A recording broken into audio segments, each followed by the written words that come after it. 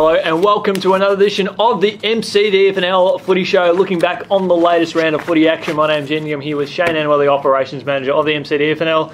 Mate, it was a pretty cold one last weekend. Oh, it was. It was a bit cold. You certainly knew you were playing if you're out there running around, that's for sure. Did you get out to any games on the weekend, mate? Not this weekend, I didn't know. I didn't get a chance, but looking forward over the next couple of weeks to catch up with a few. Yeah, the weather will probably be a little bit warmer too, mate, which would be fantastic. As we look ahead to the first game, and great to see this team get another big win up on the board. It was Avoca 19-11, 125, defeating Denali, a staggering 6-21-57. What happened there with the Eagles? They didn't get their kicking boots on, mate? No, certainly not. 21 behinds is certainly well up there. Not really sure what went on. What's that? 27 scoring shots to 20-30. So not far away, but Avoca were always going to get over the line there, I think, and did it probably a little bit easier than they thought with the 21 behinds.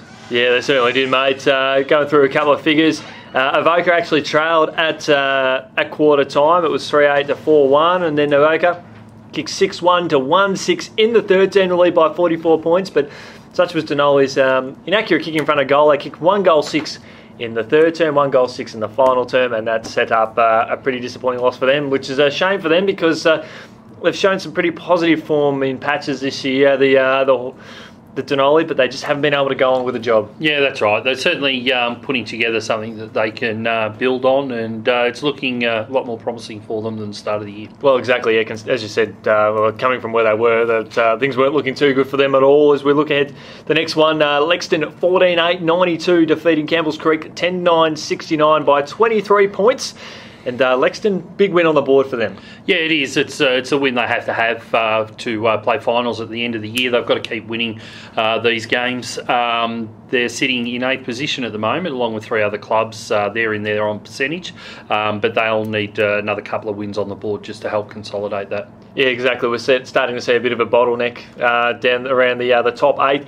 A few interesting figures to come out of that one. Lexington was 7-4 at half time. They doubled their score in the second half to the exact goals and points. So they kicked 7-4 in the second half. They had 11 goal kickers, which is quite impressive for them. 11 out of 14, not a bad effort.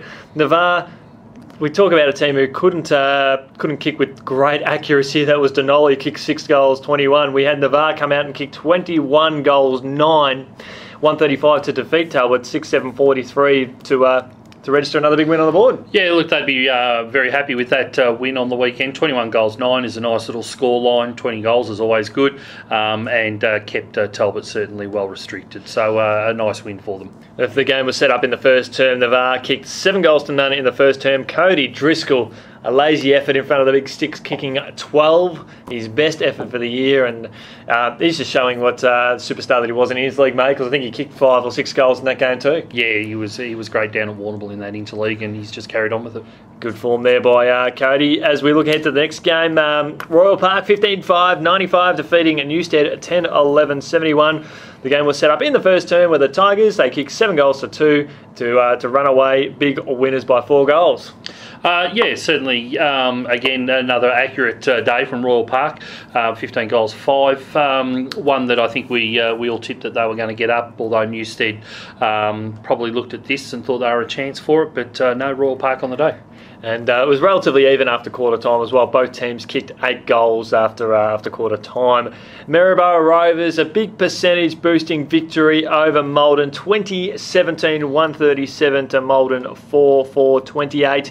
The Rovers kicked 8 goals to 1 in the first term and had 12 scoring shots to 2, and they had 13 scoring shots to 2 in the final term to close out the game. So they started strong and they finished strong, and good signs for them going forward. Yeah, it certainly is. It was a consistent day, I think, overall for them.